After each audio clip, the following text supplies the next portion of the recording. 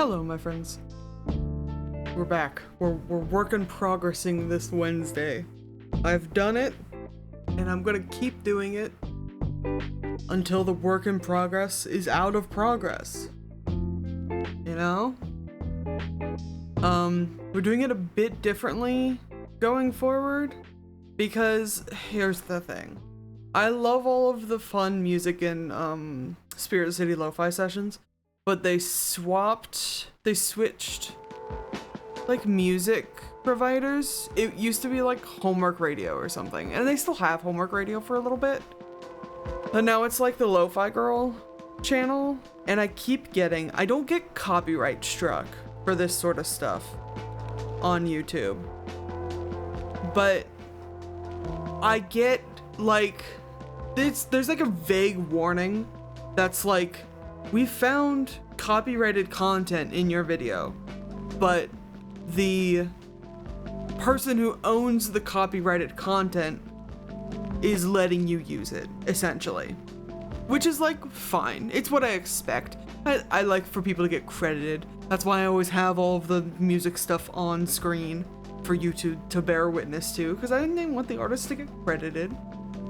But it has hampered my video publishing experience. I don't know what happened to my YouTube studio, but whenever I go to there's a bunch of different tabs you have to go through. There's like the initial upload where you have to put in like the title of the video and if you want to add it to any playlists, and then there's like here's the tab for if we found any copyright issues, and then here's the tab for visibility, like do you want to publish this video, when do you want to publish it, sort of thing. At one point, if I were to click on the add tab, regardless of if there were any any issues, if there were copyright content found or not, it would get stuck there. I couldn't click out of it. I couldn't switch back to a different tab. It would just get stuck there, and I'd have to refresh the page, and I would lose all of my progress on uploading the video. So I'm going with music that I know will not get me copyright struck. That's what we're here for. So this top banner with my Give Heart Beats stuff is going to stay up there. I could, I think, do it through Spirit City Lo-Fi sessions, but either we would have to listen to advertisements or I would have to log in through the Spirit City Lo-Fi sessions like portal, and I don't want to do that. It's more visible this way anyways, so I am gonna have to scooch it a little bit though, because once we have the actual game up, it is back to being imperceptible. Hold on. There. And that'll just be up there. You can still see me and my little cow friend. Can I not pet while the UI is disabled? Can I not pet at all? What's happening? You can usually pet the guys. That's so strange. I'm not gonna worry about it right now. I am emotionally, spiritually petting the cow. And that's what matters. I don't know what we're working on tonight, as will not surprise you.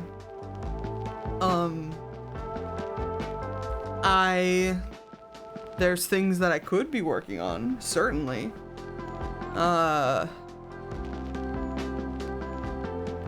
I didn't come into this with a plan, as will also not surprise you.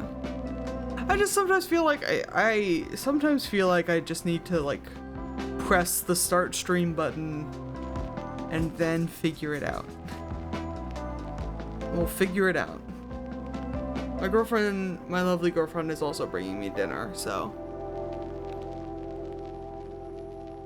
maybe once there's food in me, my brain will start working again.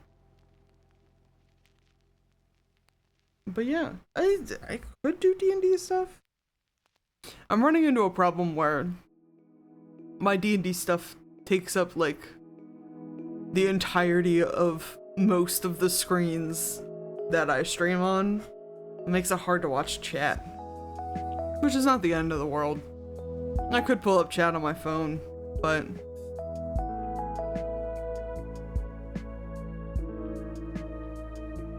oh, excuse me.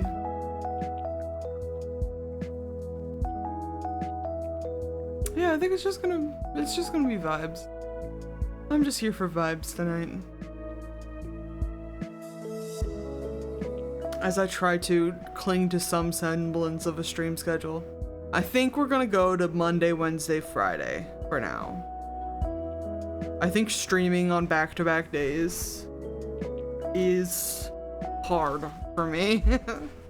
I just wake up the next day and I'm like exhausted. I don't know, it feels like an introvert thing. And I worry that might be part of my problem.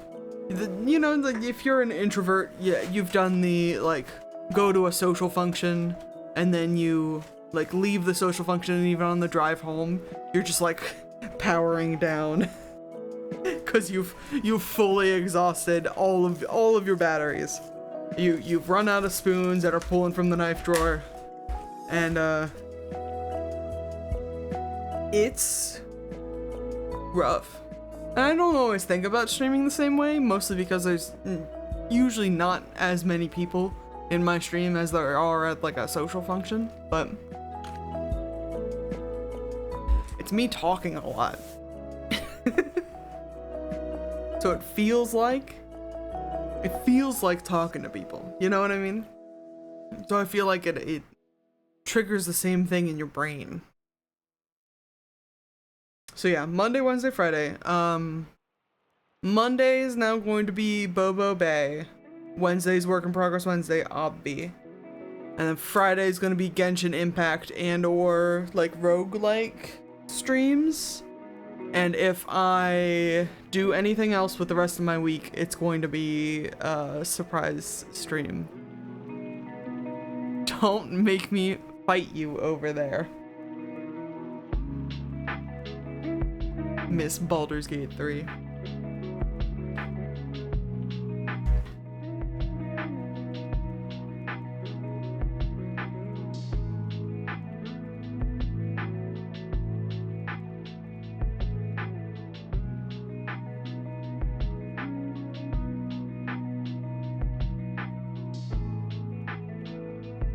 I was thinking about writing something. Oh, I saw a really cute fan art earlier. Oh my gosh. Spoilers for, I'll say like Resident Evil 8 and 9. If you have not experienced them, I'm going to be talking through like the story and the ending of those games. So Resident Evil, and I guess to a lesser extent Resident Evil 7. But if you haven't seen or played through Resident Evil 7 by now, I don't know if you're going to. I'll be honest, and as somebody who procrastinates through a lot of games, you should witness these 3 games. They're all very good. Resident Evil 7 and 8 has to do with Ethan Winters and later his daughter Rosemary Winters, sort of. And the reoccurring character from the Resident Evil franchise that's in that one is Chris Redfield. He's around. He does a big, you know, he does a big rescue mission to try to save Rosemary. Thank you. Ethan also does a big rescue mission to save Rosemary, but Ethan dies in the process, like for real this time. So he can't really be the one to get Rosemary out of there. So like Chris Redfield's there to extract Rosemary, and Ethan's there to piss off Mother Miranda until she dies. Piss off Mother Miranda to death. And then in Resident Evil 9, in the most recent Resident Evil 9, also, Jesus Christ, you're on a 40 stream streak? That's crazy.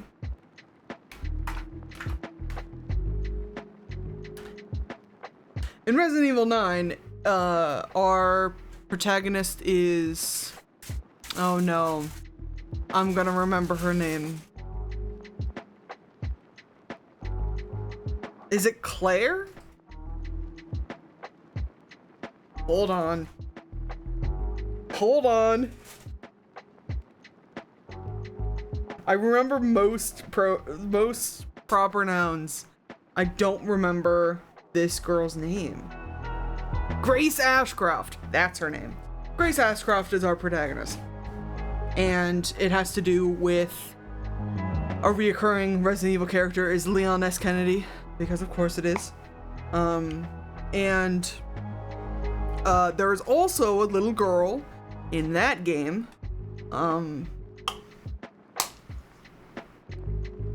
who's named Emily. I do remember her name.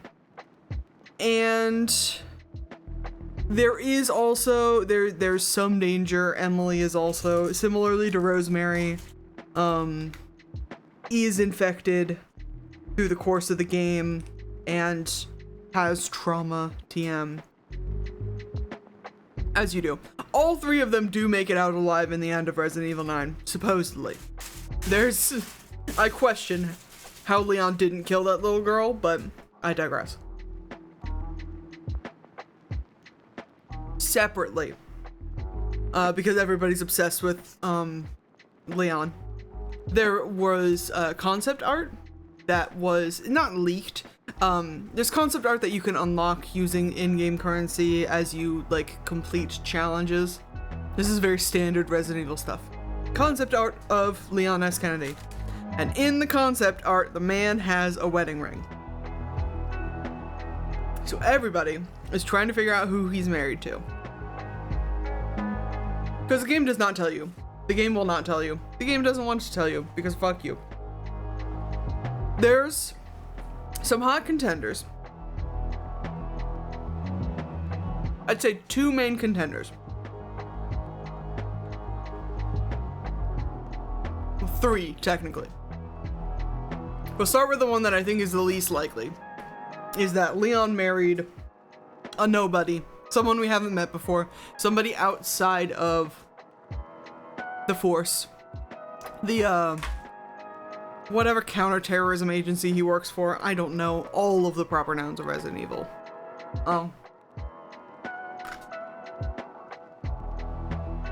And I don't dislike that theory because I think having some semblance of normalcy is probably good for the man. However, I don't think any semblance of normalcy is what he wants. The speculation is that he will want somebody who can relate to the trauma that he's gone through, which is reasonable. And that's where we get into our other two contestants. Top of a lot of people's lists is Ada Wong. And I can't blame you for that either. She's gorgeous. She's met Leon in a couple of games, at least one game. In a couple of games. Banters like him. I think they would be cute together. They've been through the you know, the bioterrorism shit. And I also just think they would be very cute together. I support the headcanon, I'll say. But tied up there with like very high on the potential list of candidates for marrying Leon is also Claire Redfield. They also shared at least one game together. They were in Raccoon City pretty much when shit went sideways. So if anybody's going to relate to Leon truly, it would probably be Claire Redfield. Because she's gone through a lot of the same shit that he has. And on that, it was about on that note that my brain, the little gay gears in my head started turning and was like, what if it was Chris, though? What if it was Chris Redfield? Now, I'm sure they know each other. I think they've been together in a mainline game. Resident Evil 6, maybe? which is the one that nobody cares about, so it's hard to even speculate. But if you're gonna go, you know, if you're gonna hit the ground running with who's gonna relate to my trauma, you could pick either of the girls, or Chris is also there. And there's this really cute fan art that I saw of Chris Redfield and Leon Kennedy being like girl dads, essentially. They're sitting at a little like table with Kid Rosemary and Kid Emily having like a tea party or something, and all their hair is done up in like barrettes and butterfly clips and stuff, and the girls are giggling to each other, and it's so fucking cute. It's the kind of thing I nearly wrote like 5,000 words about it on site. Like sometimes as a writer, as a creative, other creatives understand, but I feel like non-creatives don't understand. Like sometimes when you are taken by an idea, sometimes you just black out and wake up with a half-finished product. And I've done that. I've done that recently even. I wrote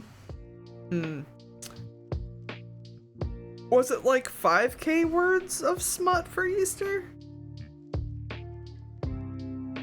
I could bring that up. We're not going to be discussing my smut for Easter, but I was pretty impressed with it.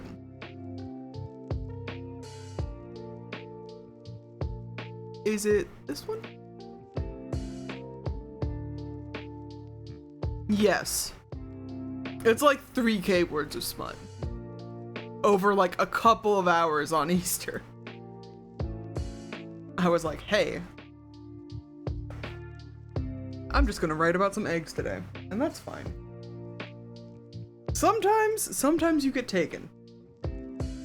And I would love to try to encourage that more in my brain.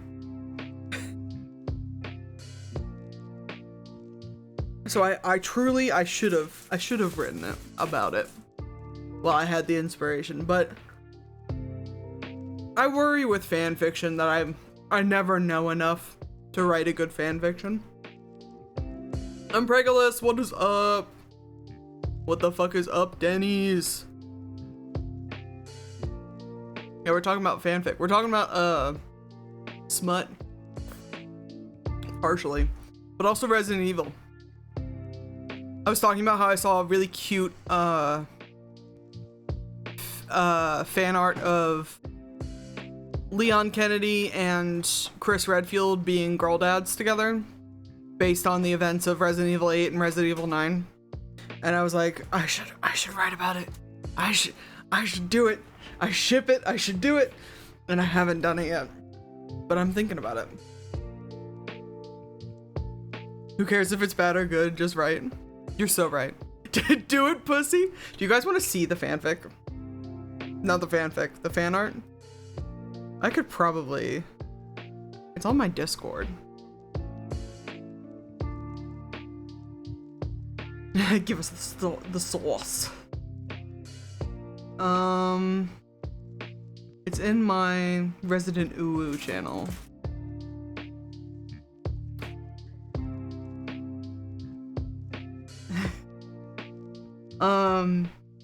The artist is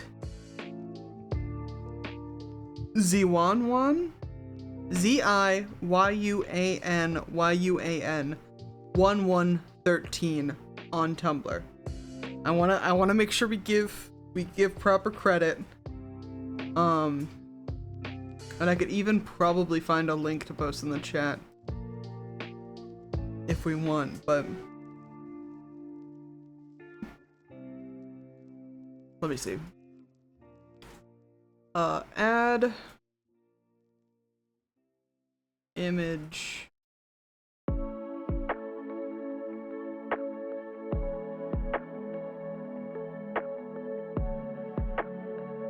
Oh, here it is. Hold on. Oh god. Hold on.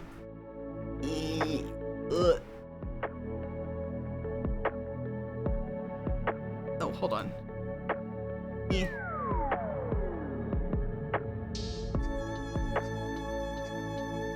Look at them.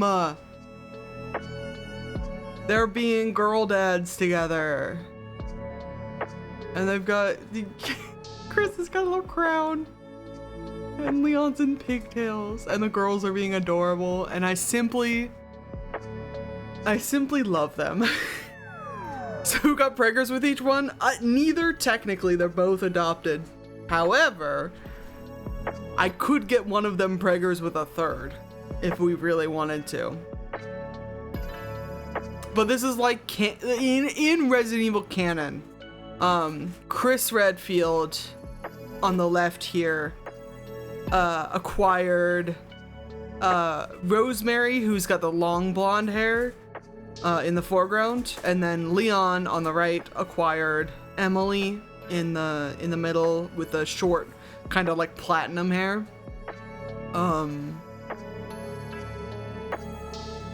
And that's how that happened.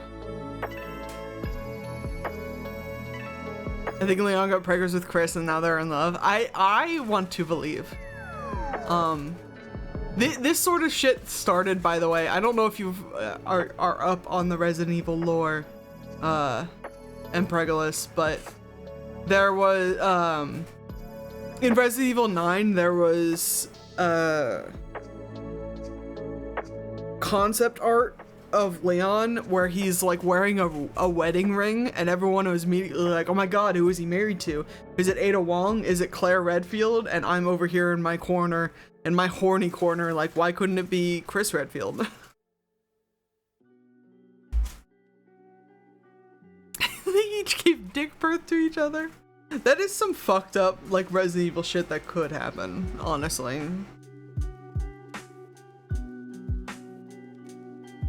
If Resident Evil and, what is it, Capcom weren't cowards.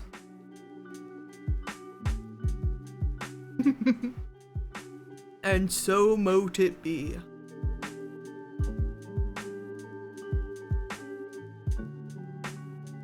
But yeah. I'm considering it.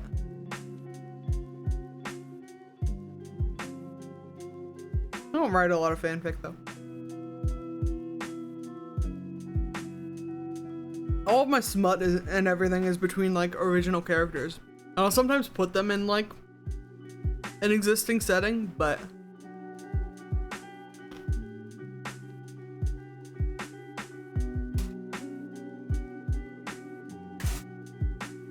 do we need to revisit the generator? We might.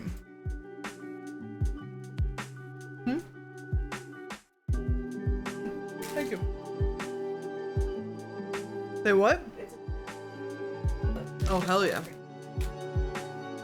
I got so many fucking tacos to eat, y'all. Sorry, I'm gonna be quieter than normal because I would love to have food in my body.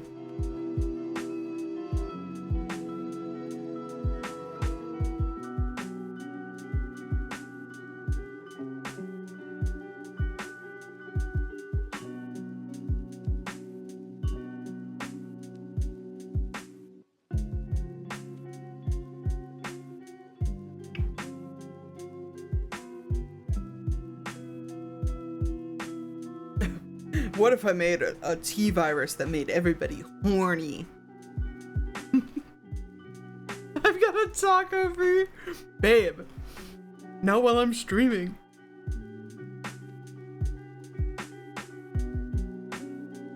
Moral ambiguity, beaches, and egg preg is a fascinating combo. So the regular T-virus. Yeah, dude. Corporate needs you to find the difference between these two pictures.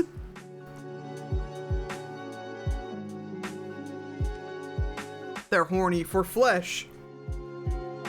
Did you forget the word for hungry, Empregalus?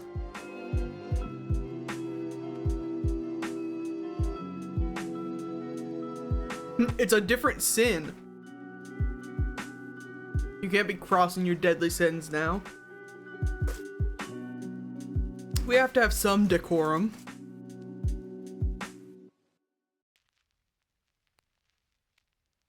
You're not my supervisor. No, but it's my chat. Decorum. You want apple juice? Go get apple juice. Go juice an apple.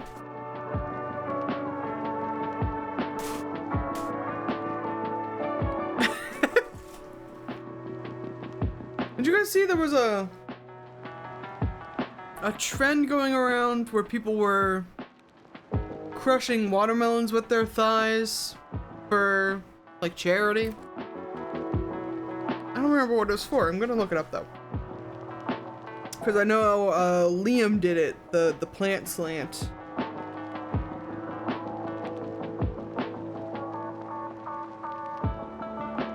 Or attempted to do it.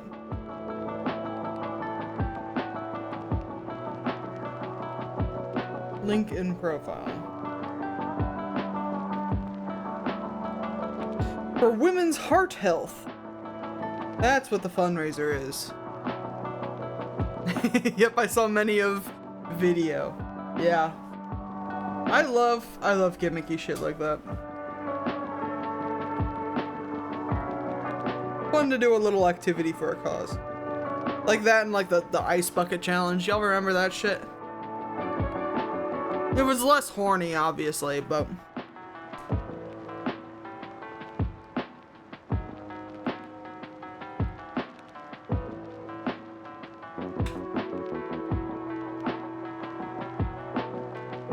Using my mouth powers for evil. I do see that.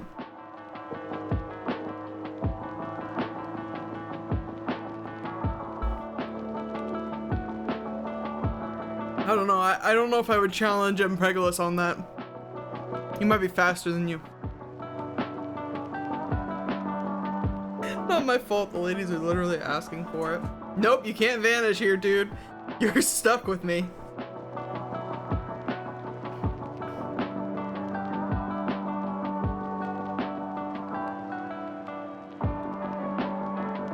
You're stuck at the mercy of me and Beefo.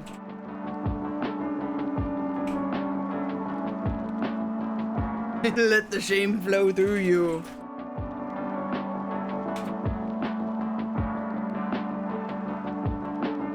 Do it, Anakin. Kill the part of you that cringes.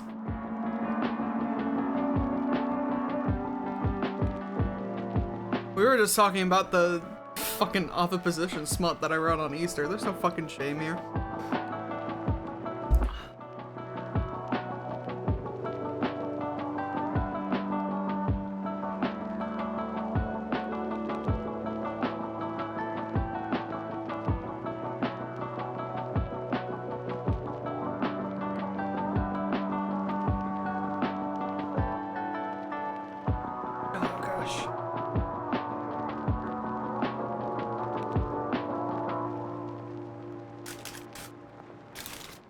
The problem with tacos is it's so loud. The crunchy, it's so loud. It's bad for the mic, but it's good for, well, I'm gonna be honest, I'm lactose intolerant. It's not good for my tummy either, but I'm still gonna eat it.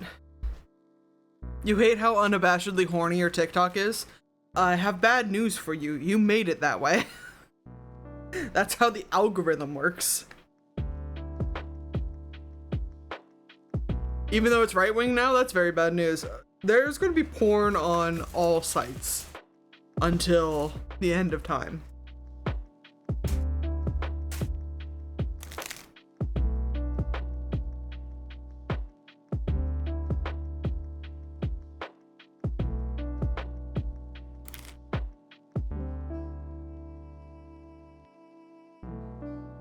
Is it like Republicans being horny now? Because that would suck. It's not even porn, it's just e-girls dancing to Closer by 9 Inch Nails. I mean, I'm sure that's porn to someone.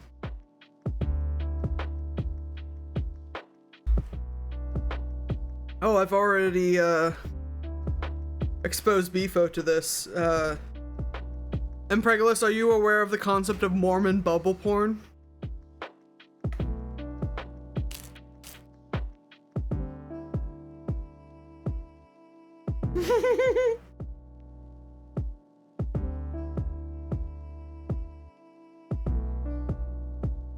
You are not? Okay, well, so Mormons are weird and conservative, right? So they don't really allow pornography. What people will do, though, is take pictures of, like, women in bikinis and, sort of, like, haphazardly,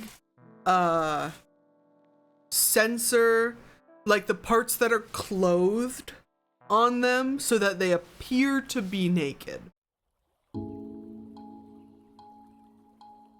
You can Google it. There's like a what's your meme page or Urban Dictionary or something. Yeah, it's unnecessary censorship to try to trick your brain into like filling in those gaps. Yeah, it sounds worse than it is. And it's certainly not the worst thing that I know about Mormon sex and sexuality, but it does, you know, everything can be porn for somebody. Even like a fully clothed picture of a woman in a bikini. Remember back in like Victorian era where they had to implement tablecloths because people were getting horny over like table legs? People are just weird. You didn't know that? That's why we have tablecloths in Pregalus. Because Victorians were getting horny about table legs. What do you mean? What do you mean, what do I mean? The Victorians were freaks, dude.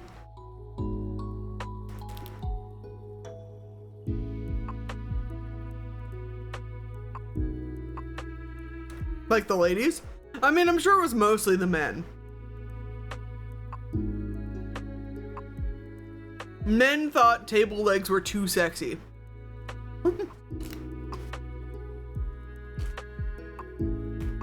They were exposed.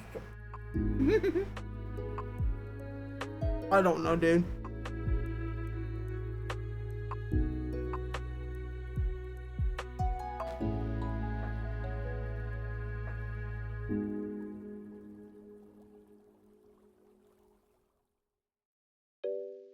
There's no holes there. Why, Protestants? Why? Listen, you don't need a hole to get off on it.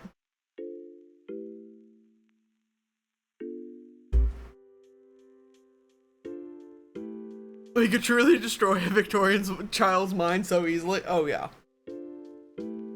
Babe, I could destroy a modern Mormon's mind pretty easily. Like a modern, you know, like super conservative religious person. You don't need a hole either. Not if you're not a coward.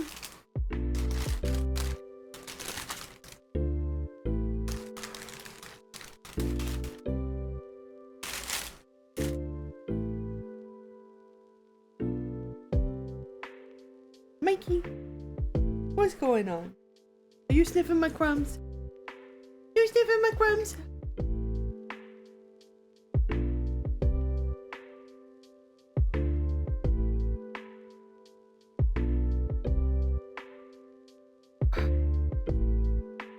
It's so funny how little I know about Victorians. I know, like, Victorian England was crazy. But the two facts that always stick out in my brain is the thing about the table legs, and then the Victorian obsession with mummies, the Egyptomania craze of acquiring an Egyptian mummy and having unwrapping parties, even though it's, you know, just a corpse and also not your corpse. I don't know why you would do that, but also they did sometimes eat mummies in, I don't know, I always imagined it as being like a supplement sort of thing, but my brain is now supplying me with an image of just like breaking off a finger at an unwrapping party and chewing on it. That's bad. That's not great. And it feels like being horny for table legs and also eating mummies shouldn't intersect, but whatever was wrong with them probably caused both. Excuse me. Anyways, it's wild. History's weird.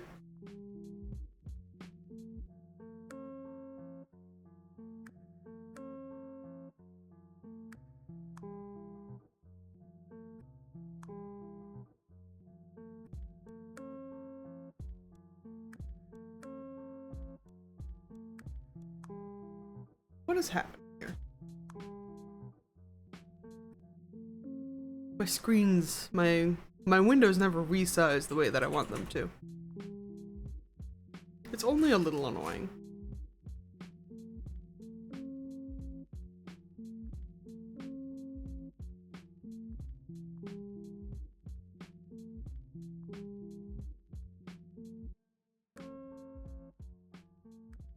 What's going on, Mikey? Mikey girl.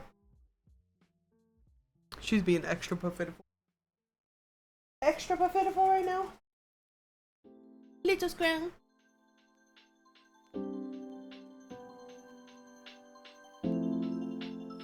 She's mad because I won't give her any of my Taco Bell taco.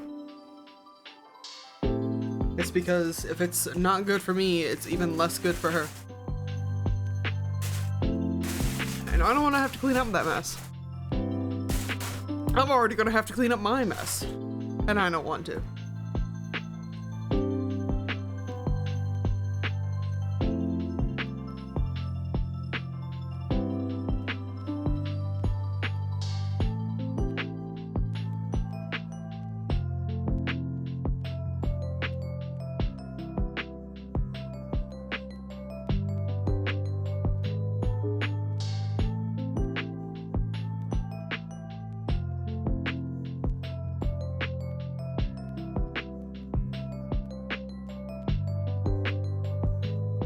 This game is so pretty.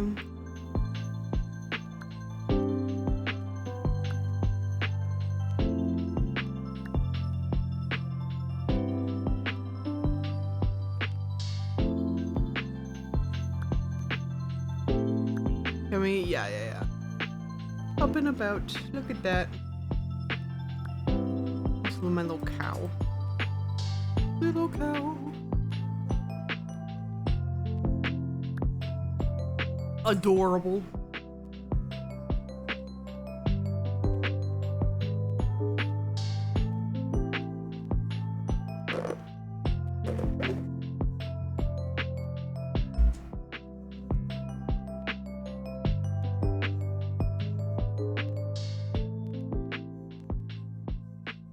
I want to make a game so bad, y'all.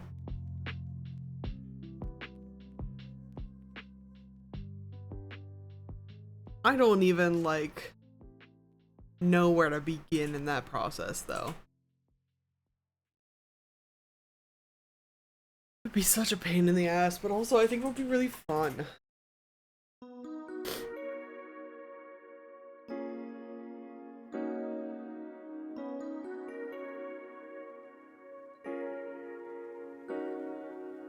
I suffer a lot in pretty much all of my creative endeavors from what's known as scope creep, and that essentially means that you start with an idea and then you're like, oh, this is also a good idea, I'm gonna add it onto my idea, and oh, this is also a good idea, I'm gonna add it onto my idea, and then suddenly you're making 7 games inside of 1 game, or similarly metaphored, you know? And I feel like, you know, when I'm writing and when I'm world building and I'm like, this is a good idea. I'm just gonna like jot it down. It's like easier to implement than if I suddenly wanted to make a video game that was like 7 different genres of video game. It's already gonna take me forever to make a video game, much less a terribly scope creeped one. But I don't know. I think I could do it eventually.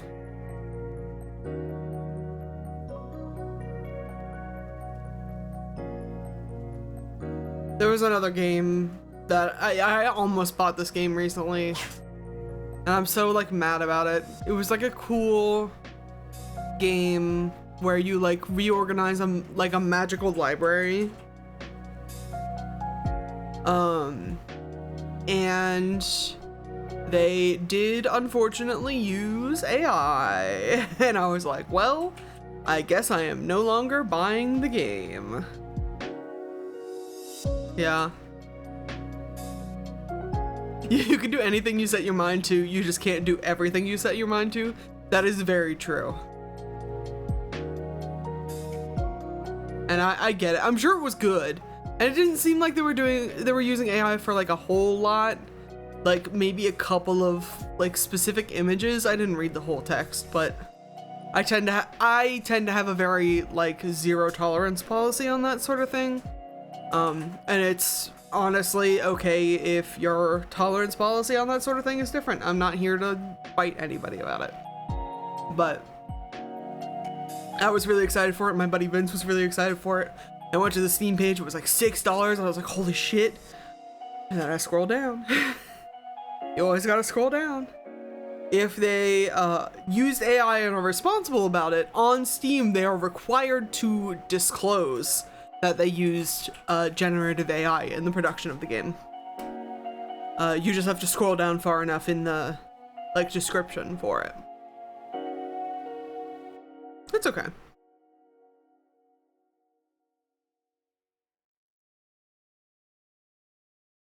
I was so excited about it, and then I got like so bummed about it.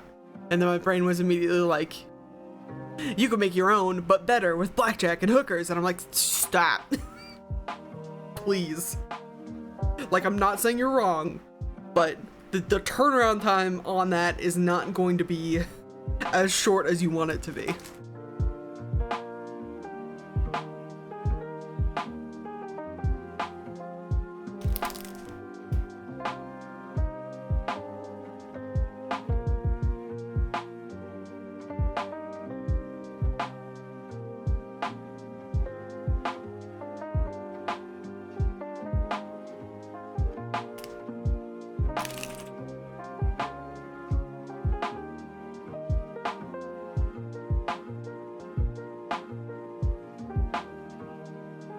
Anyways, I'll make a game someday. And maybe at some point on these Work in Progress Wednesdays, I'll let you guys see some of the progress on that. But in order for that to happen, I have to start a game.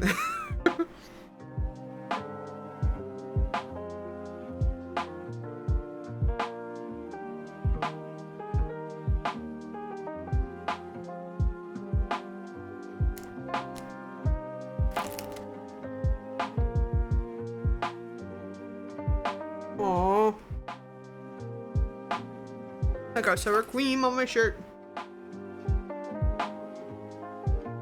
That's so annoying.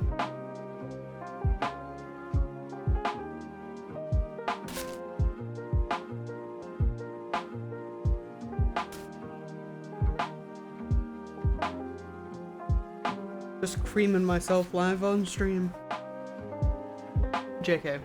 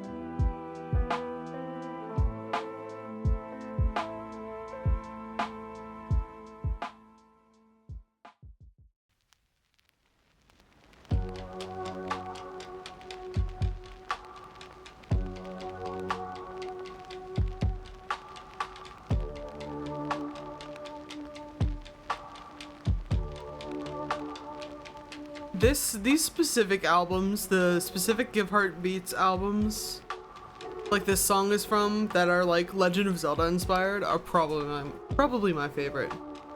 They've done like the Pokemon covers and the Sonic covers, and like a lot of their stuff is really good, but the vibes of the Legend of Zelda ones are just so good.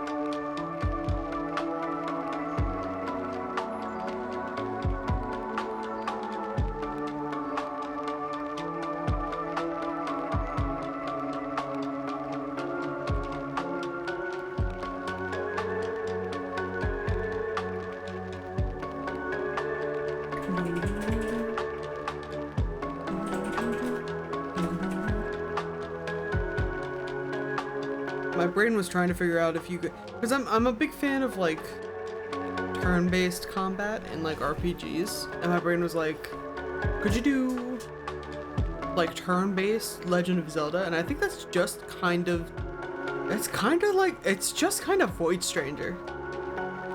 And if you've never played or seen Void Stranger, I do recommend it. It's weird. It's a weird indie game made by like one of those indie games that's made by like 1 or 2 people, I think. And it's like a dungeon crawler puzzle solvey thing. It's not really turn-based combat, but it's turn-based movement. And it aesthetically resembles some of the old like SNES and then NES like Legend of Zelda stuff.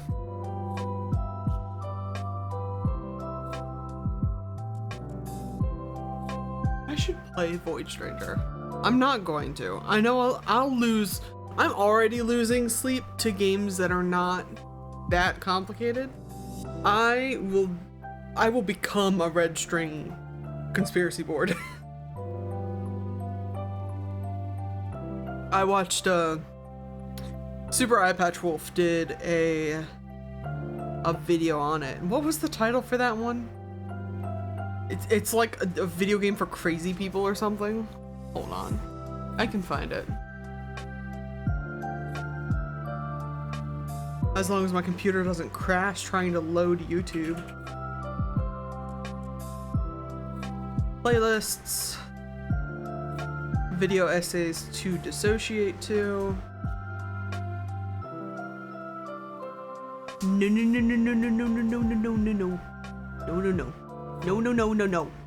Do not play that, dumbass. If you suddenly hear Wendigoon, it's my fault, and I'm trying not to, I promise.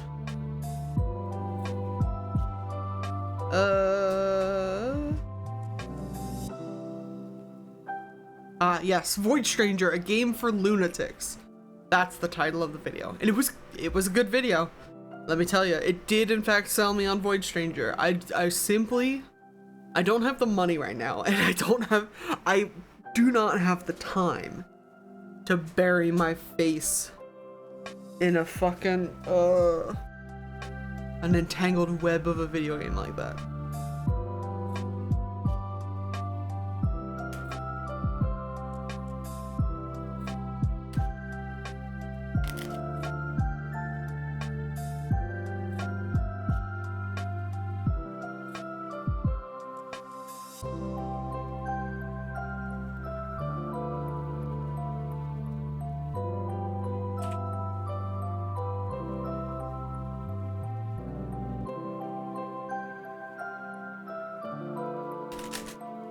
These tacos are good.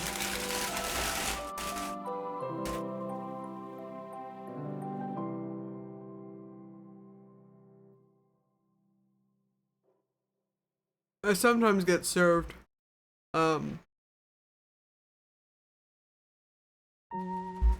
like weight loss and nutrition stuff on YouTube.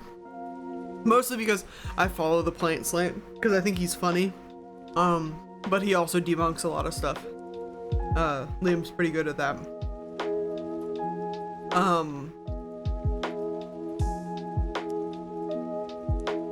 And it's so... It's also just like happening more as the cocaine chic style comes back into fashion because we're in a recession. It's just so wild to me. It is like you should go to therapy. You have a mental illness levels of crazy the way some of these people talk about the foods that they do or do not eat. Everything is all the food is poison. You know, the Snowpiercer line.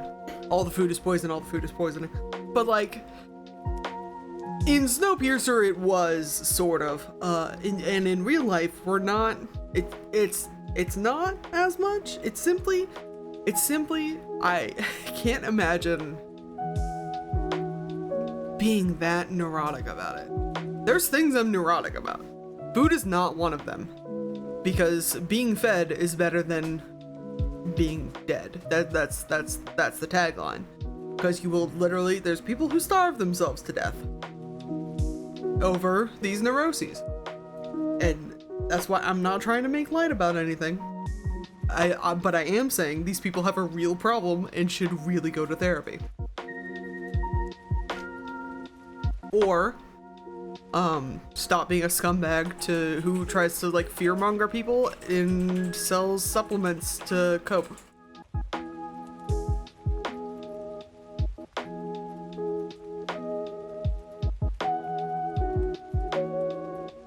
But I just sometimes, you know, sometimes when we're out to eat or like when we get takeout or something, like I'm sitting here eating Taco Bell Doritos Locos Tacos and just imagining what some of these fucking health nuts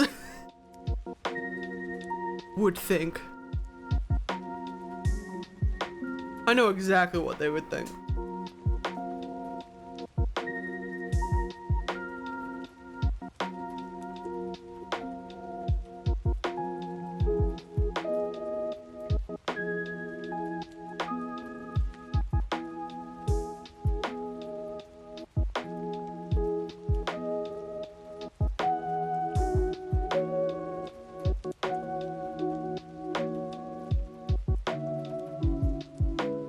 Excuse me.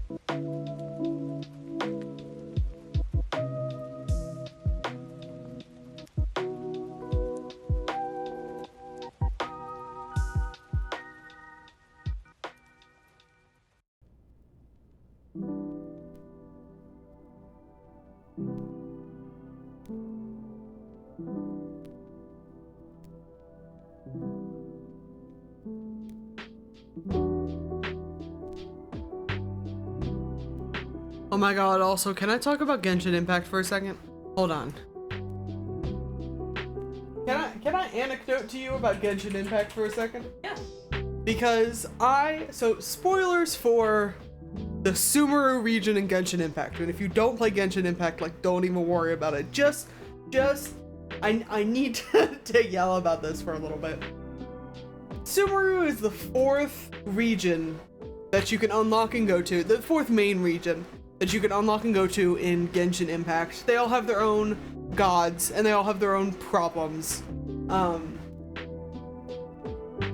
Like, Mondstadt's problem was that their god was too carefree because they're the city of freedom. So he's very powerless, and he was powerless to help his friends. And we fixed all of that. Liwei's problem, their god wanted a fucking break, and they were too attached, and we fixed all of that. And then Inazuma's problem was like their god was also a little neurotic, and she closed all of the borders and took away everybody's magical powers, and just kind of was very obsessed with, like, too obsessed with keeping everybody safe to the point where it, like, the country became a prison a little bit. So everyone's got their, like, issue, right? And then we get to Sumeru. Sumeru is under the Dendra Archon, very plant-based magic, known as the Archon of Wisdom. They're supposed to be very smart. We're looking to talk to them because we're on the trail of our missing sister, and if anybody's going to know anything about our missing sister, it's going to be the smart Archon, you know? So I just made it to Sumeru City. I'm not even this deep into the storyline yet, and I want to tell you guys how much of a fucking nightmare this place is. Okay? We start one of the first like real NPCs that we meet. One of the real important NPCs we meet. Her name is Calais. She's a forest ranger, and she's very sweet. She's friends with one of our old friends from Mondstadt. And she's very excited that we're here because they trade letters back and forth, so she knows all about us. She's very clumsy, which is a little strange, but I assume is a personality quirk. It's not a personality quirk. She is inflicted with a terrible illness. There is a plague that just haunts the residents of Sumeru. That will, it's called Elazar, I guess. It will eventually, if you don't take medication for it, yes, the grayscale, if you don't take medication for it, it will, slow your movements and start like locking your joints, to the point where that's why she's so clumsy, because she like physically can't hold anything properly. She's lost a lot of her motor skills.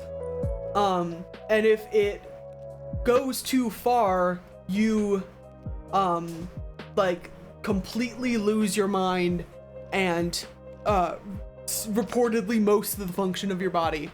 And it is, Tainari didn't say it was a fate worse than death, but I think that's pretty bad. It's pretty bad. It's pretty bad. It's already bad.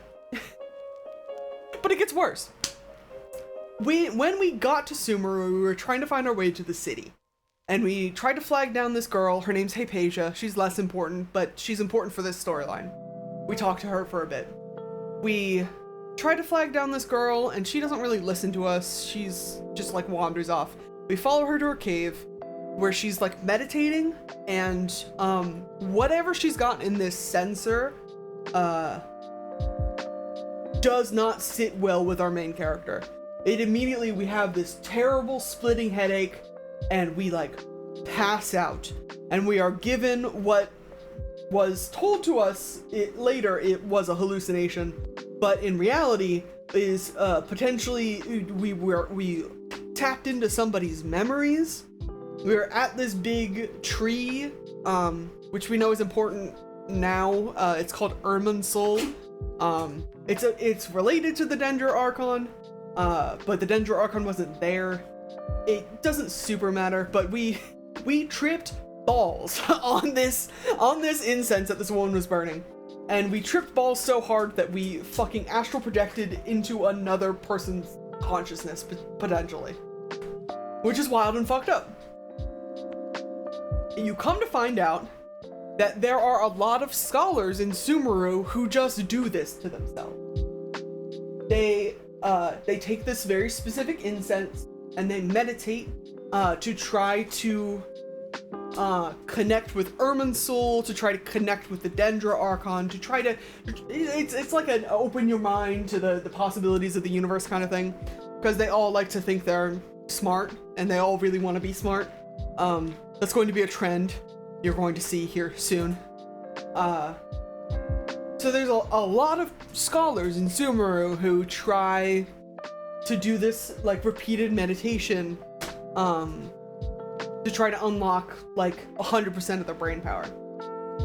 But they have to do this meditation like alone. They go alone. Hypatia has to go alone in a cave. She was meditating for 3 days and she has to be alone the whole time, because if anything goes wrong during this meditation, you will completely lose your mind, and your consciousness will not come back to you. You will be permanently locked off from your body, and reportedly whatever's left just goes on a fucking rampage. They're potentially worth it. I don't get the feeling, the way that Hypatia was talking about it, I don't get the feeling that a lot of people get super far in this endeavor. So I don't really know that it's worth it. But maybe it is. You know, I'm not a scholar. I don't know what's going on here. But Hypatia, when we go to talk to Hypatia, we end up seeing like a little forest creature. Very Korok coded, just like a little like round guy with like a mushroom cap. No, it wasn't a mushroom cap, he was just like a couple of leaves. Like a little forest sprite dude. And upon spotting us, the forest sprite dude immediately also teleports us to like a dreamlike state. Nothing terrible happens from it. We do meet a big bad from our past, which was kind of weird. But we eventually reawaken in Hypatia's cave. And Hypatia explains to us that the forest creatures like that, she calls the little guy her neighbor, and she says that the forest creatures did that to her the first time she met him too, because they do that to people. They lock them in this dreamlike slumber so that they can escape, because they're not fighters. They just kind of knock you out for a little bit and make you dream so that they can run away, which is fine and cute and all. But then Hypatia drops the line on me that they lock you in a dream. It felt so strange. It felt just like it did when I was a child. And I was like, hey, Hypatia, what does that mean? And she's like, oh, the people in Sumeru don't dream. And I go, what? And she goes, well, you dream when you're a child, of course, but as you grow up and when you become an adult, nobody dreams anymore. I don't dream anymore. I haven't dreamed since I was a child until the incident with the little forest guy. None of the adults in academia dream. It's just also a thing that happens in Sumeru. They're under the assumption that I forget the way she worded it, but the adjective that my brain is coming up with is that it's unproductive to dream. That dream worlds are illogical and full of fallacies and not worth dwelling on. So the adults just don't dream? And I'm like, okay. Like, this is already a nightmare. It sucks so bad. And most of this, there's like the one conversation we had with Tainari about Kale and her condition. And then the rest of this has so far been this one conversation with Hypatia, where Hypatia's just dropping bomb after bomb in my face, and I'm like, oh god, what kind of fucking nightmare dimension did I walk into? And then, would you believe, it gets worse. I thought it couldn't possibly. I want you guys to know, there is a lunatic, one of the big bads of the storyline, who is running around this country and other countries like it, performing unethical science experiments on people, and he doesn't even top my list of most fucked up things that are happening in Sumeru. We get to Sumeru City, and we are greeted at the gates of Sumeru City. Paimon, our companion, spots like a little glowing earpiece on someone's head as they like walk into town, and we're like, hey, what's that? That's kind of weird. And the people who greet us explain it's called the Akasha Terminal. The Akasha itself is a relic left behind by Greater Lord Rukkhadevata, who was the previous Dendro Archon, and it's supposed to contain, like, the entirety, the sum total of knowledge in Sumeru and potentially in the world. Yeah, it's Greater Lord Rukkhadevata and Lesser Lord Kusanali. Trust me, I am trying so hard to get all of these names correct. It's fucks me up so bad. The Akasha Terminal helps you link to the Akasha. It feels like very sci-fi futuresque, sort of like how you have like Siri in your pocket and you can ask it questions. However, when we receive an Akasha Terminal and we plug it in. You don't plug it in anywhere. You kind of like, we just have like a little light on our ear. And we ask it questions. We ask it questions about Lesser Lord Kusanali, because Lesser Lord Kusanali is the current Dendro Archon. She's the one we're here to see, to ask about her sister.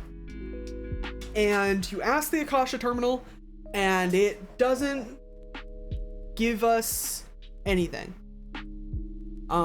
There's no information on Lesser Lord Kusanali. And that seems a little strange, considering it's your people's patron deity. But that's fine. We'll just ask around. We'll ask around in Sumeru City. The city's full of people. Somebody in this town has to know anything about Lesser Lord Kusanali. We don't even know where to find her. We don't know where her, like, place of worship is. We don't know, like anything about her. We don't even know what she looks like. We go and ask around, and nobody has any information for us. Not only does nobody have any information for us, all anybody is willing to do is to ask the Akasha Terminal like we did, and tell us that the Akasha Terminal doesn't know anything. Even being so bold as to say, if the Akasha Terminal doesn't think I need to know it, then I don't need to know it. And y'all, this is sci-fi dystopian nightmare shit. Nightmare shit. What the fuck do you mean? What the fuck do you mean if the Akasha Terminal doesn't think I need to know it, I don't need to know it? What do you mean? What's happening here? I'm so concerned. Again, we haven't even gotten to the litany. I know there's so many unethical human experiments happening in this place. I know there's so many fucked up. They've got fucked up views on like arts and crafts and theater and stuff that I didn't even touch on. We're not even there. It's so horrifying to me, and I don't know if it was meant to be horrifying. I don't know. I've almost been eaten by a dragon. I've watched a god die, and I've been fucking accosted by just one of the meanest little marionettes you've ever seen in your fucking life. And I think this country so far takes the cake for the most what the fuck is happening here. I'm so fascinated, but also so scared. Because, what the fuck are you talking about? What do you mean? What do you mean? What do you mean this is the city of wisdom? This is not the city of wisdom, the country of wisdom, run by the goddess of wisdom, and none of you know how to ask a question? None of you know how to think critically for yourselves? Horror. Nightmarish. Wise, not intelligent? I don't even know if I'd call them wise. I don't know if they know what wisdom is.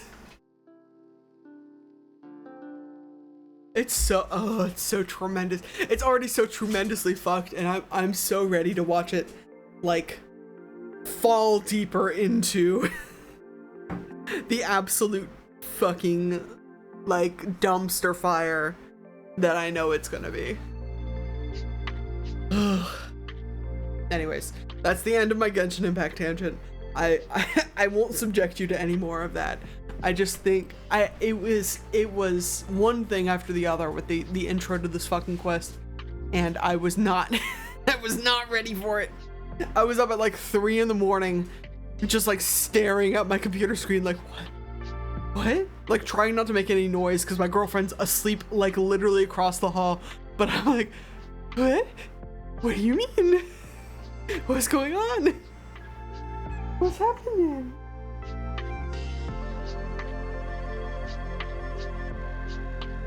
It's a wild game. I don't know if I'd recommend anybody get into that game at this point, but if you have an interest in it, I am officially doing a long play of it on my channel, on my YouTube channel. And a long play it's gonna be, let me tell you, but it'll be fun. I'm excited for it. I need to grind more on the main account, on that, well, not the main account, but the Let's Play account. Oh, she got her ball. Oh my goodness, are you snagging?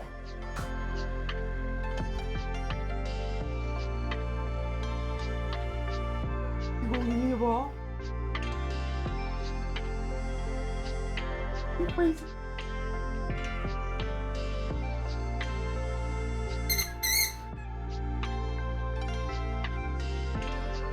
Also, I just remembered this stream was supposed to start at 9.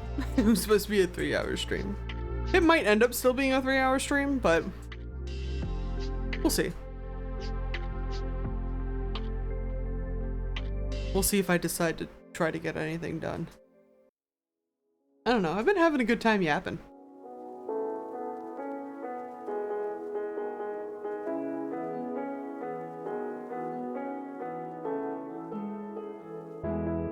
Yeah, you having a good time? I'm glad you're having a good time.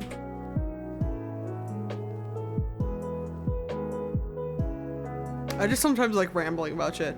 My girlfriend, bless her heart, will just like let me go off about things. She doesn't play Genshin Impact. She doesn't give a shit.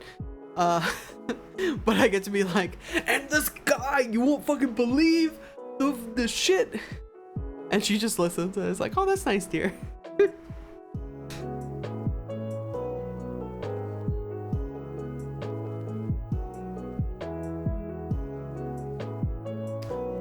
Should we move our spot? I like to scooch around this game a little bit.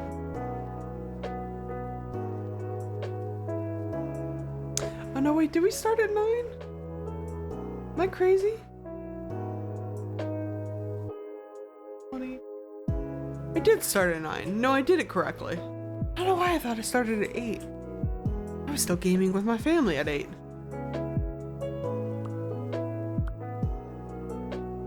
I simply cannot keep track of my time. Ooh, a Lofi. Oh.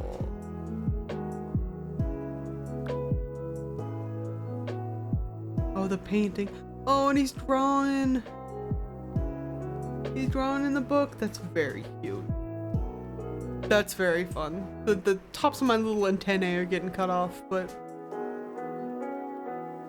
that's cute. I like that.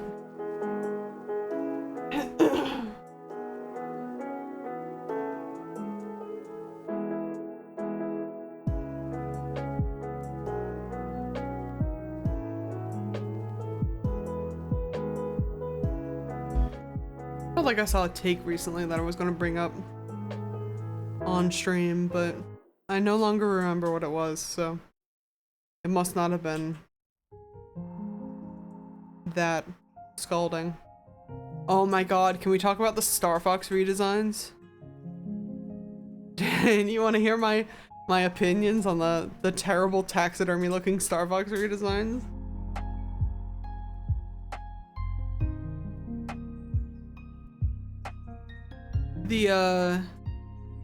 So Nintendo practically shadow dropped like a Nintendo Direct, and announced that they were making a new, like, Star Fox game, right? Which I support, you know. I'm not a Star Fox guy, but I know the Star Fox people love the game. So I was happy that they were getting a new entry in the franchise, and they showed some of the designs, and like most of them are fine. Like Falco looked fine, and Slippy looked fine, and the rabbit whose name I don't remember looked fine. And Star Fox looks like a bad taxidermy. It looks like, well, I'm not gonna say everybody, but like it looks like your first attempt at like a bad Rule 34 animation. It looks it looks so bad. And I knew it looked bad when I saw the screenshots. And I was not pleased. And I think a handful of people weren't pleased. But I couldn't quite put my finger on why it was bad. Until I remembered that they just did a 3D animated Star Fox. They put a really cute 3D animated Star Fox in the newest Super Mario Bros. Movie, the Super Mario Galaxy movie. He's in there, and he's adorable and smug. And I don't know why we couldn't have made him look like that instead of the way that he looks now. I'm hoping we're going to be able to bully the devs like we bullied the Sonic the Hedgehog movie people into making a better model, but I don't know if I have very high hopes for it. I don't know if I expect Nintendo to listen to criticism.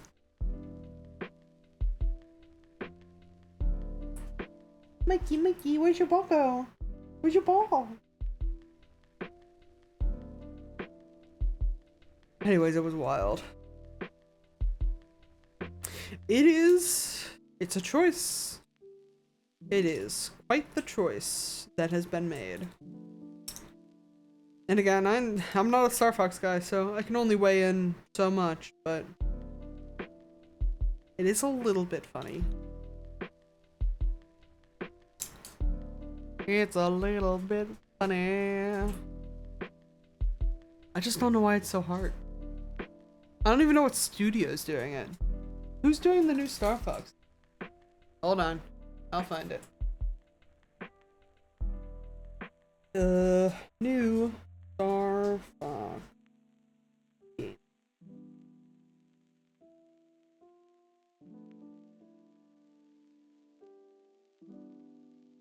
2026 video game.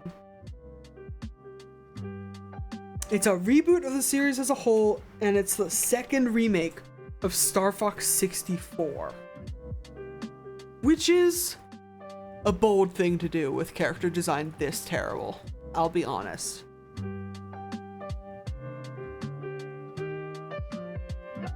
Oh, it's just being done in-house by Nintendo.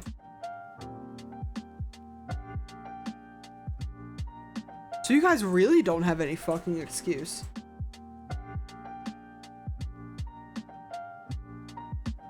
Literally, I'm about to fucking pull this image up. Hold on. You guys gotta see this shit.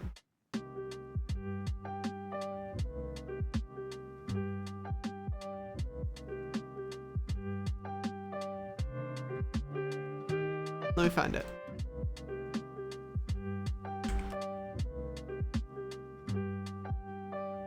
Star Fox. It's easier for me to just search it again instead of...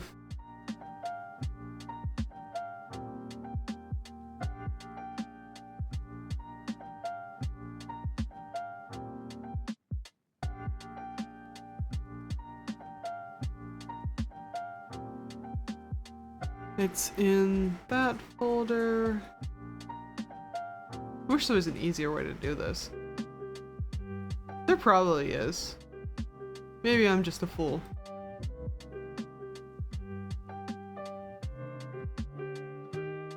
Where'd it go?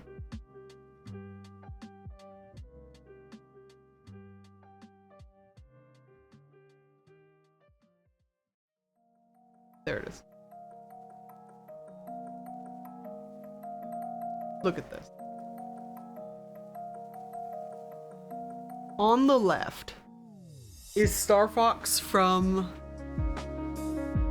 the Mario Galaxy movie, and on the right is the Star Fox from this new game that they're coming out with. In this angle, he doesn't look terrible. There's a shot of him from front on that is worse, I will tell you that. But why does he look... He looks... I hate when people do, like, 3D animation of, like, a cartoon, like a stylized cartoon, and try to make it like a real thing. I think he looks worse. I think they should make him cartoonish. You know, there's a reason they do this, right? Same thing with the Sonic movie. Here's the thing, and this is what I am calling for. I do think we should bully the devs the same way that we bullied the Sonic movie people. And I know, you know, I know what it is. I know it's all publicity is good publicity or whatever. And that's true until nobody buys your fucking game.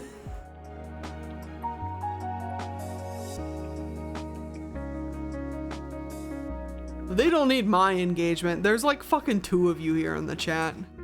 And I am not going to be buying the Star Fox game.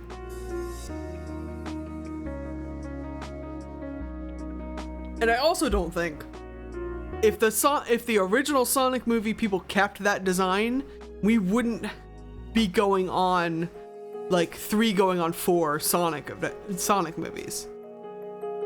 I don't think we would have. I know it's here to make me mad. And I'm telling you they've succeeded. But I also don't have a horse in this race. You can piss me off. It's easy to piss me off. But if you piss off the faithful fans of your franchise enough to not buy your game, enough to not buy your game that people already probably aren't going to buy because not enough people have bought the Switch 2 and it's just going up in price, and the game's going to be like 70 or 80 or more dollars, and we're in a recession. Like, I simply don't think I would rage bait people like this at this point. I don't know. I think we're angry enough. I don't know if that's the move. And if it works out for them, good on them. I'll tell you, Nintendo's still selling like hotcakes, but I worry there's going to be a point where they don't. Because it's happened in the past.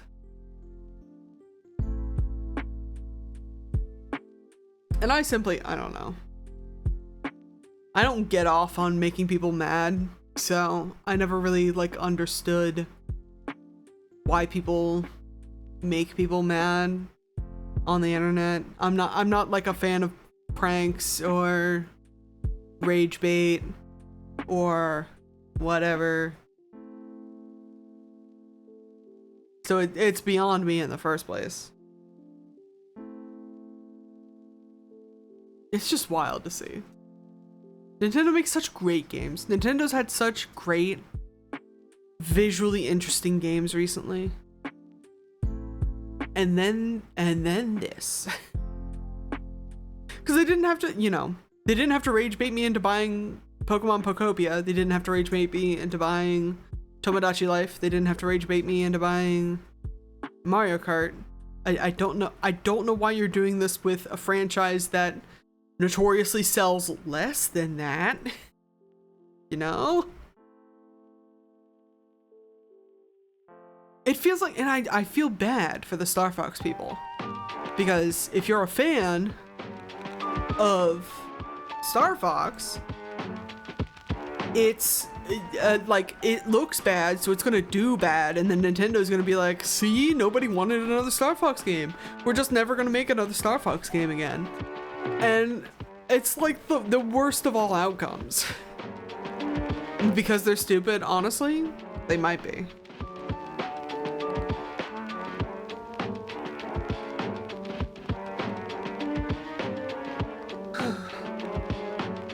Anyways, that's probably too many thoughts about Star Fox for a game that I don't give a shit about, but it is something that was on my mind recently, and it's something that I haven't talked about in like the Legend of Zelda episode the other day, because I'm usually too busy talking about the Legend of Zelda.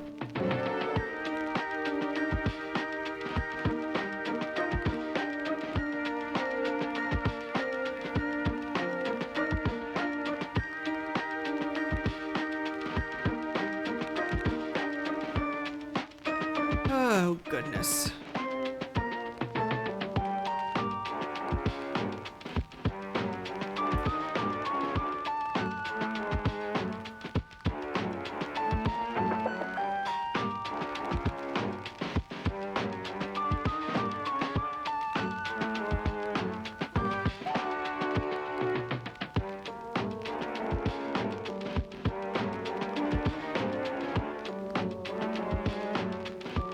I kind of want to eat another taco, but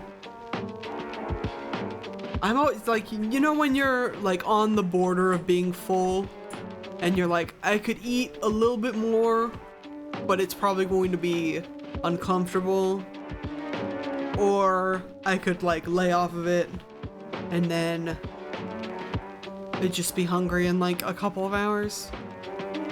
That's where I'm at.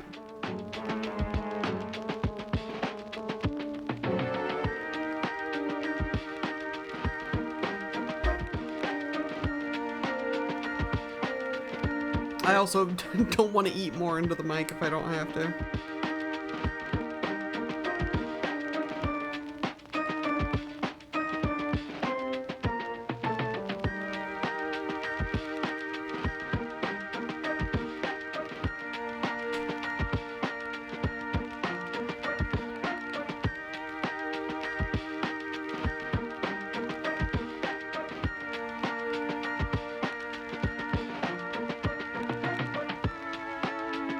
Like an eyelash in my eye.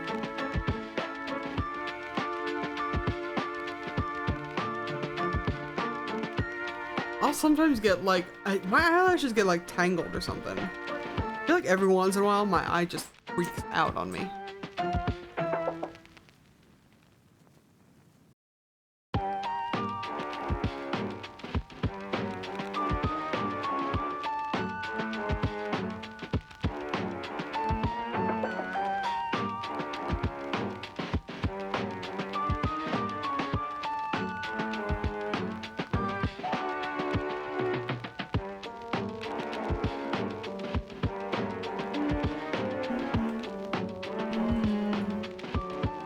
Legend of Zelda music again, dude. It's such a...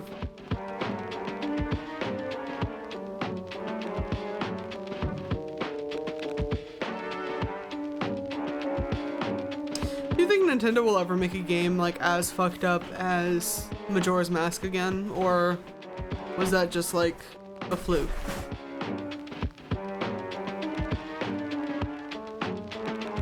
Pokopia is a little fucked up, but not like wearing the faces of your dead friends fucked up. Pocopia's not, hey, there's an apocalypse every 3 days and you're going to like, he doesn't die in that apocalypse, but you have to like reset time loops. Time loops are like the most fucked up. Time loops are already fucked up. It's already fucked up to put this child in a time loop. But then it's also Majora's Mask.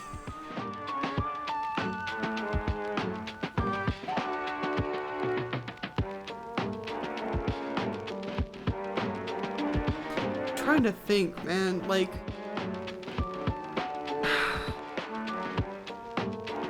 Tears of the Kingdom gets a little weird. Tears of the Kingdom got a little weird with like the dragon stuff. but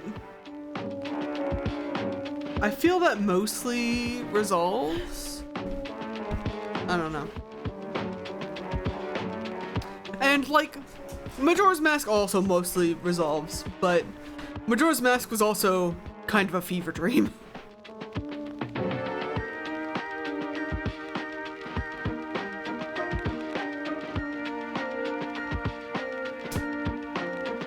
I don't know. I understand that they're a largely family-friendly company, but I just think that maybe they can be a little weird sometimes.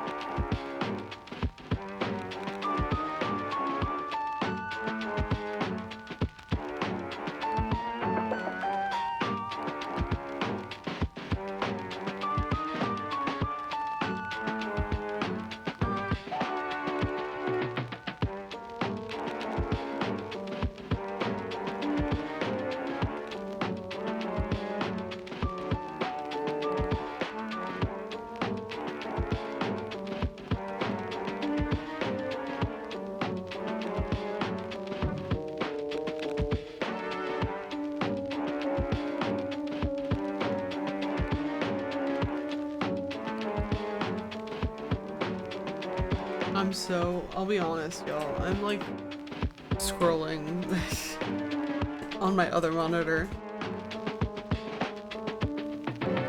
trying to find more shit to talk about. Same though? Hell yeah. It's just vibes. That's what I do with my friends. Sometimes you just like sit in a room with other people and you like scroll on your phone and you're like together, but you're not having to like do things. Remember Bad Touch by Bloodhound Gang? Do I? Yeah. Probably. Yeah.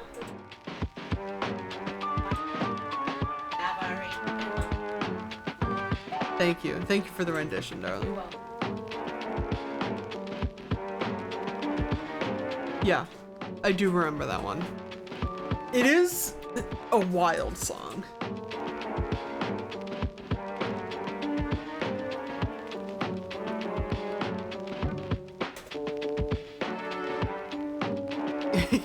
You didn't get to hear Beefo? Beefo can come closer and do it into the mic if she wants, but No. she's gaming at the moment, so. What if I want it for posterity? It'll go up on the YouTube channel. I can make it into a clip. I said, pretty.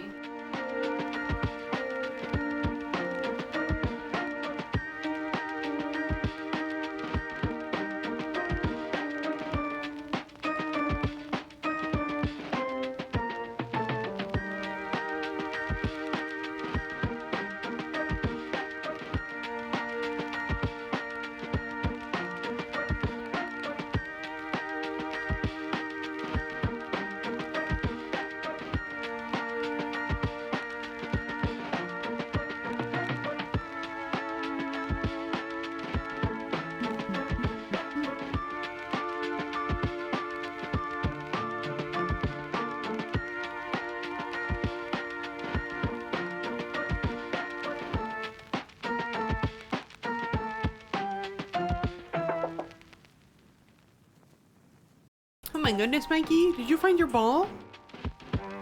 Why is it all the way over there? Why don't you give it to me?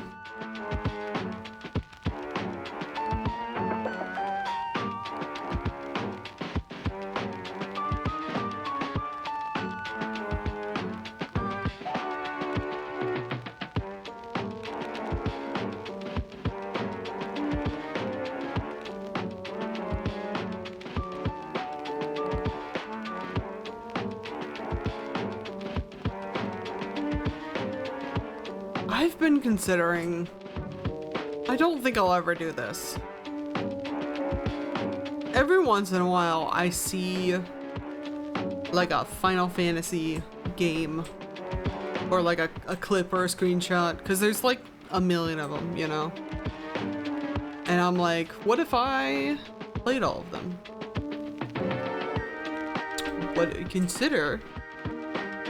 What if I did? And then I remember how many fucking games there are in that franchise. And I die. Trying to acquire all of those legally would cost me probably thousands of dollars. A lot of them are on Steam, thankfully, but not all of them. I actually wonder.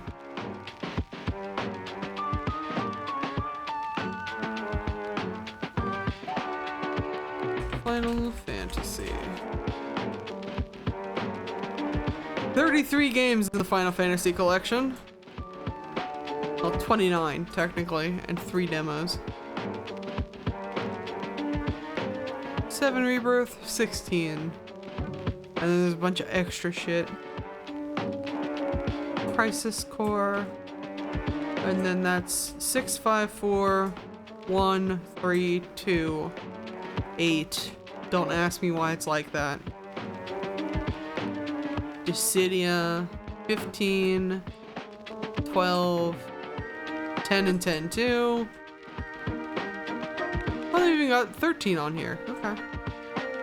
So I guess that is most of them. And 13 too. But again, all of these are at least like $12. They're a bundle. You can get Final Fantasy 1 through 6? Oh god. Don't fucking do that. Final Fantasy 1 through 6, 22% off for $75. Y'all, that's not even half of them. That's not even half of them anymore. $75. Yo ho ho, am I right? But no, really.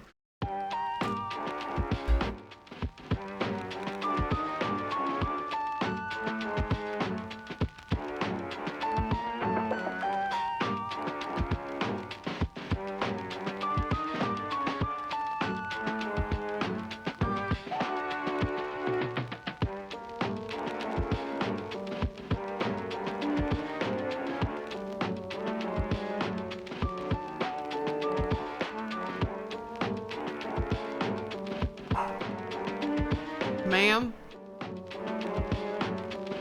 What you barking?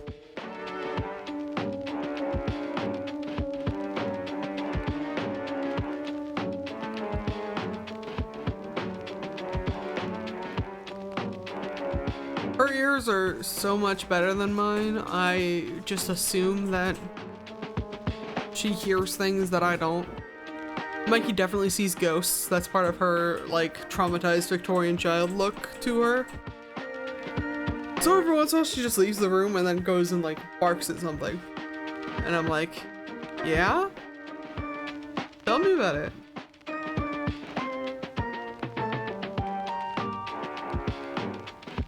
Are you seeing ghosts, Mikey? Is this house haunted?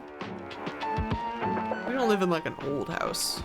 But it ain't new. Unless you have watched the house being built, there's always a chance that someone died in it. And even if you did watch the house being built, you weren't there the whole time.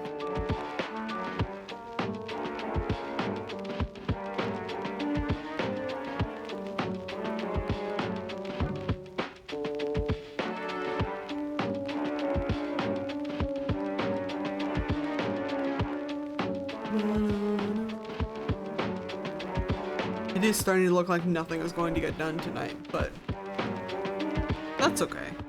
I had a good talk. And honestly, the thing that got done tonight was the stream. Because I was so so tired, dude. I really need to like fix my shit.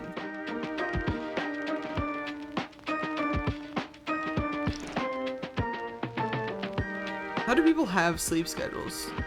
And Pregless, what's your sleep schedule like? Are you a person who like wakes up at the same time every day?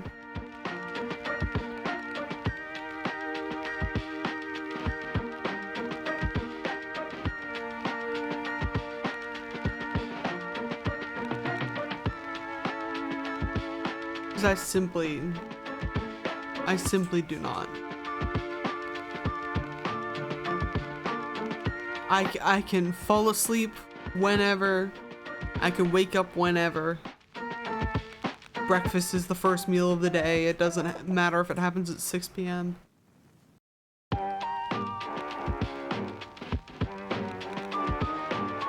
And I'm sure it's mental illness, but I don't know, I hear sometimes about people having just like a delayed circadian rhythm. So like you naturally want to like go to sleep and wake up at different times of the day. Not everybody wants to go to sleep at like 9 p.m. and wake up at 4 a.m. or whatever the fuck.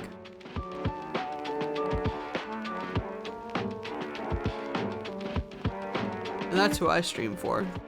All of us bitches who are up, either all of us bitches who are up at the middle of the night, or people who are in a different time zone to me. Because I can respect that.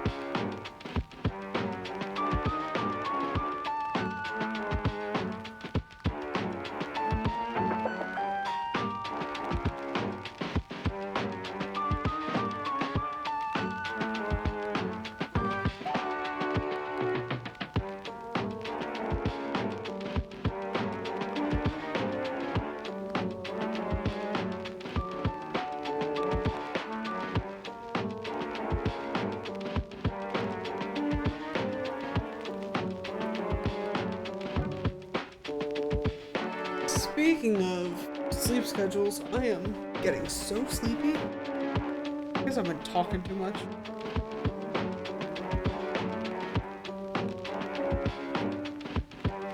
But maybe there's a chance to fix the schedule.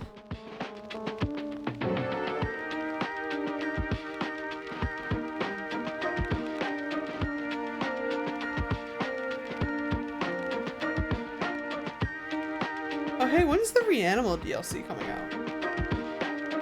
I got the season pass for that, didn't I?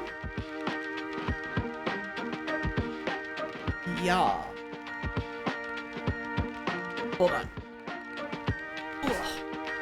Gotta sit up in my chair.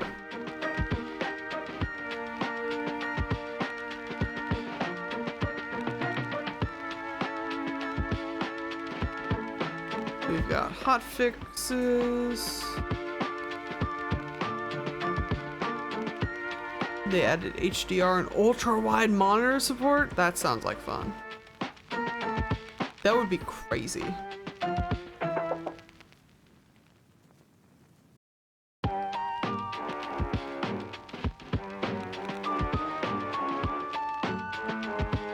Okay. Doesn't look like we've got anything, any info yet.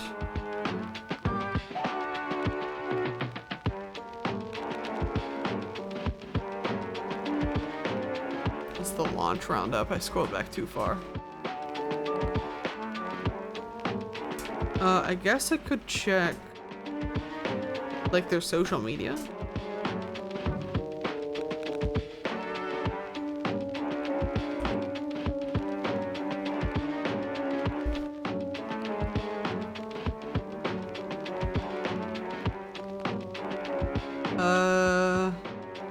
First chapter is set to release summer 2026. Second release is during the fall of the same year. Third and final chapter will release early 2027. It's the expanded world DLC, according to the wiki. But it does not look like they have any references other than just the Steam store page, which is fine.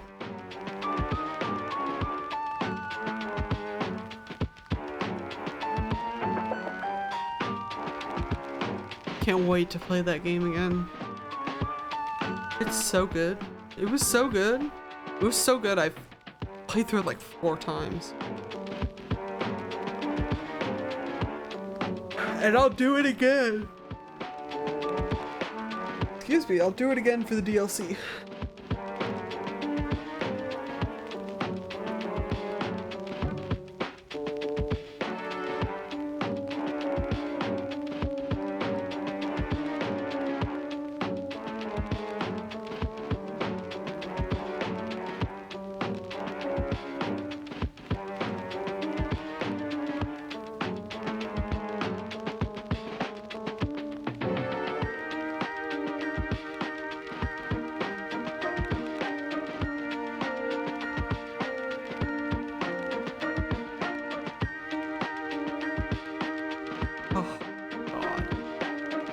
Any of y'all watch The Amazing Digital Circus?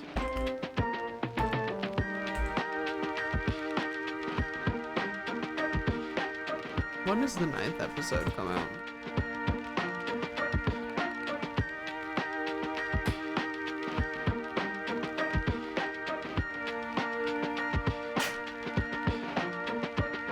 That's not actually up, is it?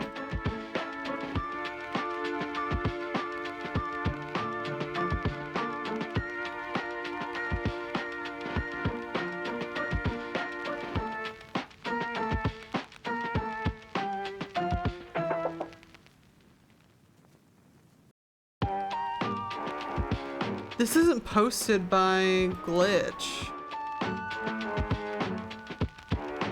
Someone leaked it. That sucks. Why y'all gotta leak shit?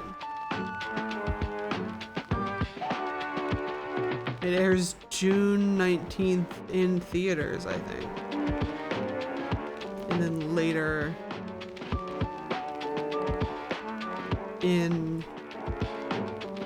on YouTube?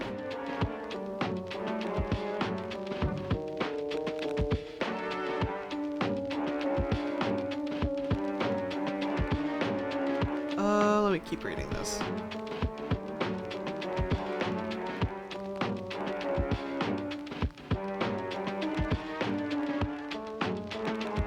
Leaked footage includes scenes from the feature-length finale, referred to as episode 9.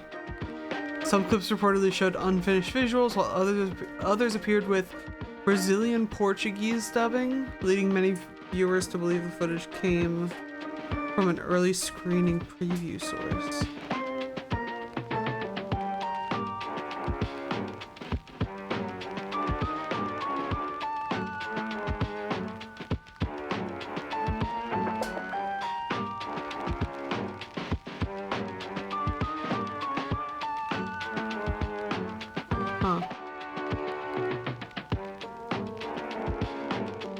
Yeah, I'm not gonna watch it, obvi, but I'm excited for it when it does come out. In June, supposedly. Which is fucking soon, dude. It's almost June.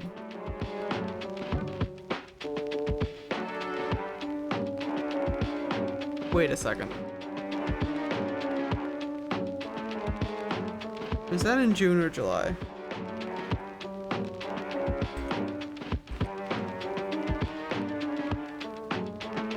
It's in July. Okay, I have time. There's a like family event that we're going to. Both me and my girlfriend.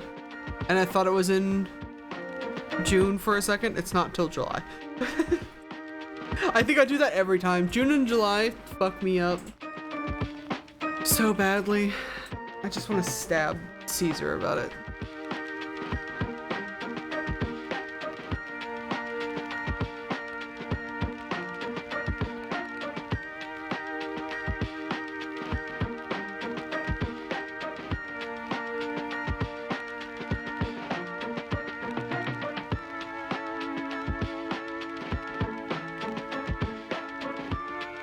doing? You got your ball?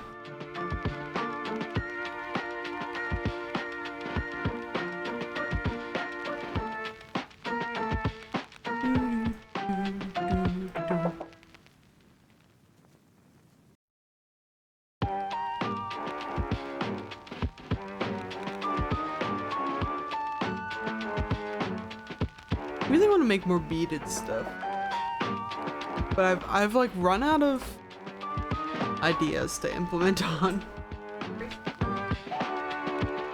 Oh yeah, I didn't get her wrist size, did I?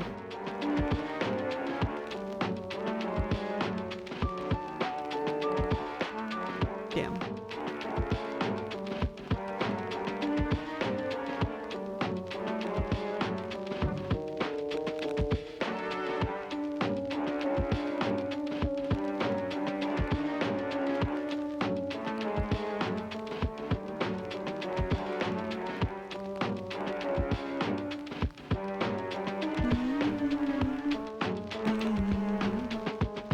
I don't know, I just really like having a physical craft to do. I haven't done any like physical crafts in so long. And then I started doing the silly little like pony bead bracelet and keychains and stuff. And I cranked out so many of those. It was so fun.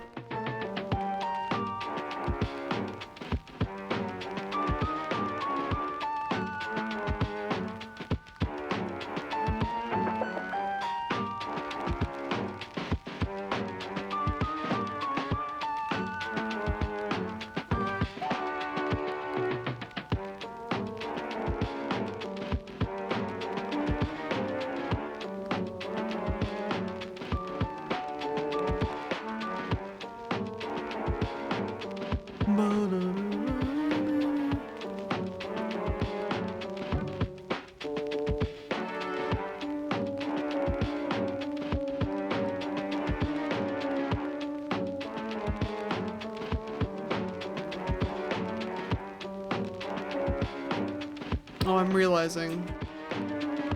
Has that just been going?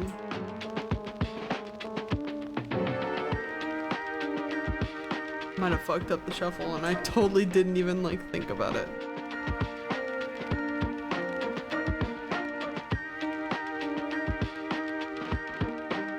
It's fine.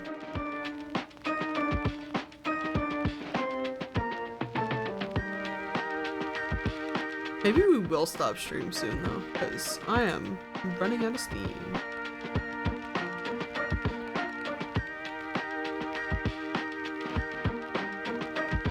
I'm also just so sleepy. And if I'm gonna try to get to bed at a normal time, then fuck dude, I went to bed at like 11 in the morning today. I went to bed at like 11 in the morning and I got up at like 3:30. That's so annoying. That's probably why I'm tired. Hey, why am I so tired? Haven't even done anything yet today. It's cause you went to bed late and woke up early, dummy.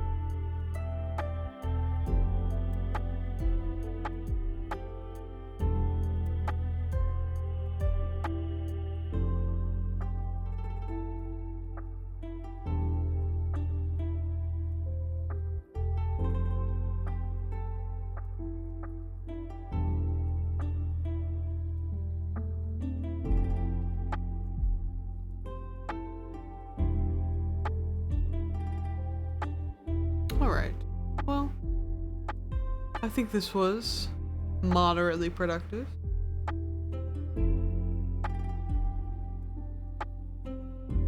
I had fun, and that's what matters. So what we're looking at going forward is Genshin stream Friday. Mostly just grinding. You don't have to worry about any more story spoilers.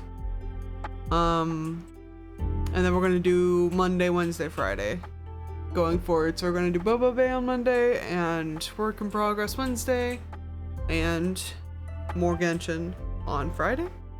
That's my plan for now, at least. Ooh. Hold on. Next week, next Friday?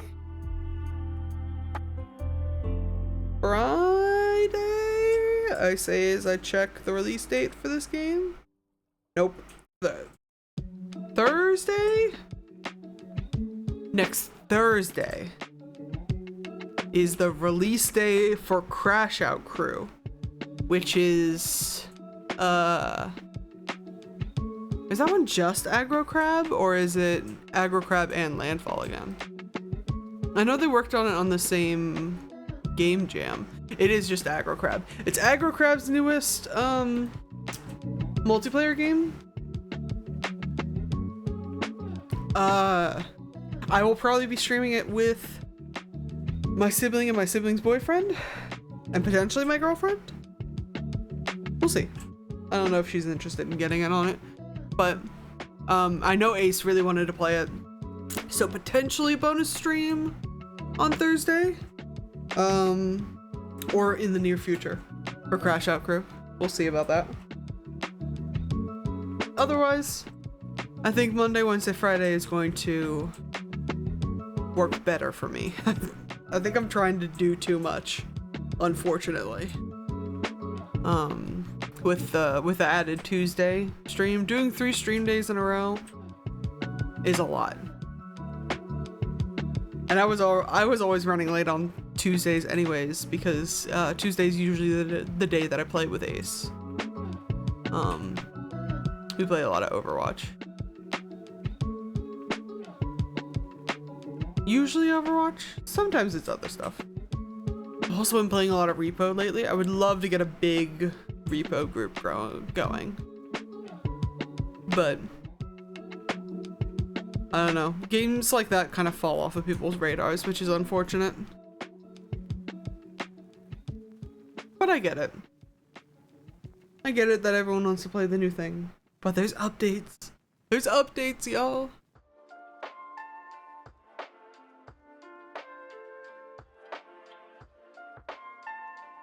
Regardless, I think that's gonna be it for me for tonight.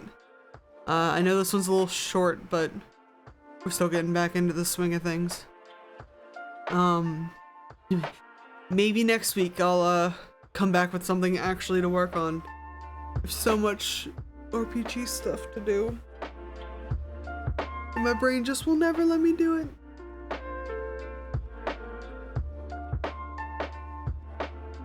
Either way, thank y'all for watching. I hope you had fun. I hope you enjoy a little yap. And I'll see you guys on Friday with some Genshin. Have a wonderful evening.